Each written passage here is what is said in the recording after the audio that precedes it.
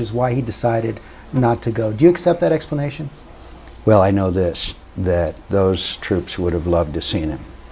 And I know of no Pentagon regulation that would have prevented him from going there without the media and the press and all of the associated people.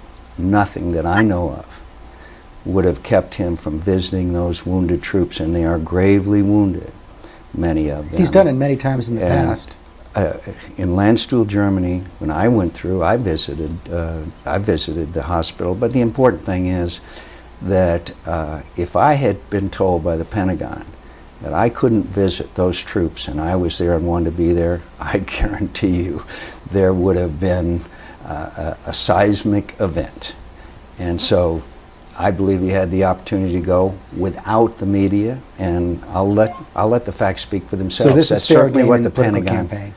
That's certainly what the Pentagon spokesman said. There was nothing to prevent him from going if he went without the press and the media and his campaign people. But we'll see what happens. Fair game? Well, I think people make a judgment by what we do and what we don't do. Certainly found time to do other things. Let's talk about the economy. President Bush had some unvarnished talk recently about the economy when he didn't think the cameras were on. I think he said Wall Street got drunk and now we're going through the hangover. I know you don't want to use language like that, but is his basic take right? Is Wall Street the villain here, and what would you do about it? I think the Wall Street is the villain, and the things that happened in the subprime lending crisis and other areas where investigations and possible prosecution is going on. But I also think the Congress is at fault. We didn't restrain spending. Spending got completely out of control. Well, what does that have to do with the mortgage crisis? It increases the deficit. We didn't address the energy crisis, which has been building for 30 years. We're now sending $700 billion of Americans' money overseas to countries that don't like us very much. So I think there's a lot of blame to go around here. But I also would blame a gridlocked Congress, which is gridlocked as we speak, when we should be doing offshore drilling. We should be moving forward with nuclear power. The gridlock broke today on the housing bill, passed I think 72 to 13 in the Senate. I know you couldn't be there. Would you have voted for that bill? Yes, but I also see again the influence of special interests. They place the responsibilities for trying to help solve some of these problems of people remaining in their homes, and it is real and significant, in the hands of the lenders. I would have liked to have seen the homeowner, the primary residence, go down and get the 30-year FHA guaranteed loan at the new value of their home and put it in the hands of the borrower, the homeowner. But I'll support it. Then why vote for the bill? Because it's better than nothing. It's better than, it may give relief to several 100,000 homeowners, or if it gives relief to one, but I think it can provide some relief. Several of your colleagues look at this bill and say it could put the taxpayers on the hook for up to $25 billion for Fannie Mae. They look at the government stepping in to help Bear Stearns, and they say this is socialized capitalism. You know, what we have is that the private companies get to make all the profits. When they get in trouble, the government steps in. Is that right? No, it's not right. But we've reached such a situation that if these institutions fail, the impact on millions of innocent Americans could be very severe.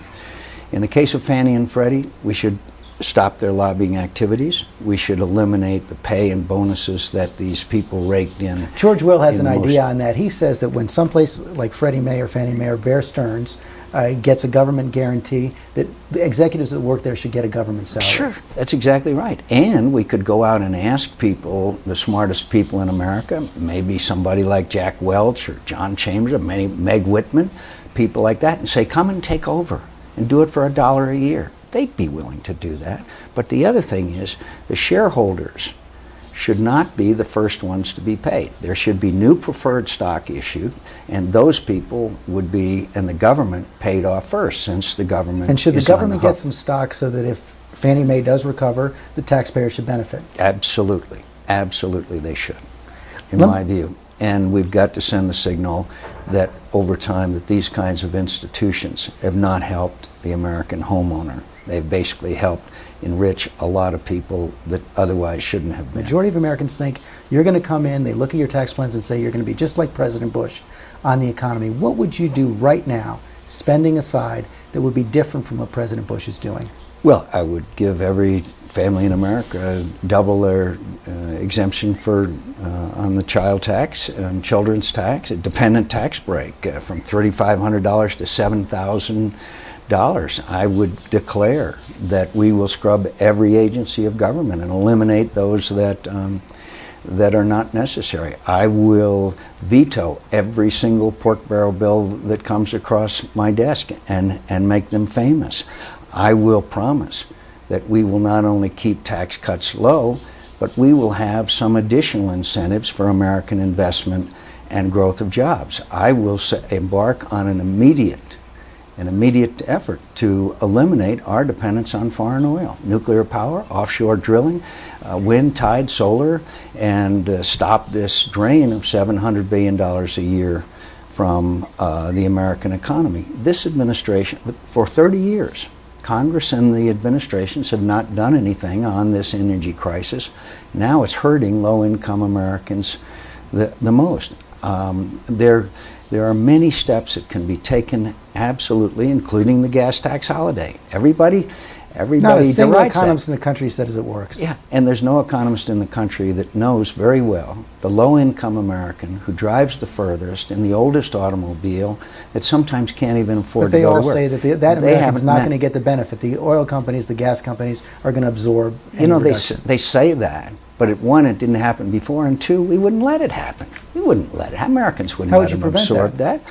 We would make them shamed into it. We, of course, know how to American public opinion, and we would penalize them if necessary, but they wouldn't. They would pass it on. Let me ask you about But let me just finally say, Americans need trust and confidence in their government. The most important thing I would do, the most important of all, is what I've done all the years I've been in the Congress. I'd reach across the aisle to the Democrats and I'd say, let's go work together. I've worked with Joe Lieberman, Ted Kennedy, Russ Feingold, Byron Dorgan. You go down the list, Carl Levin, Fritz Hollings. Look down the list of the bipartisan legislation and action that I've done together. I could do that much, much more effectively as President of the United States. Social Security. You're a longtime supporter of the private accounts as President Bush called for them. And I am a supporter of sitting down together and putting everything on the table and coming up with an answer.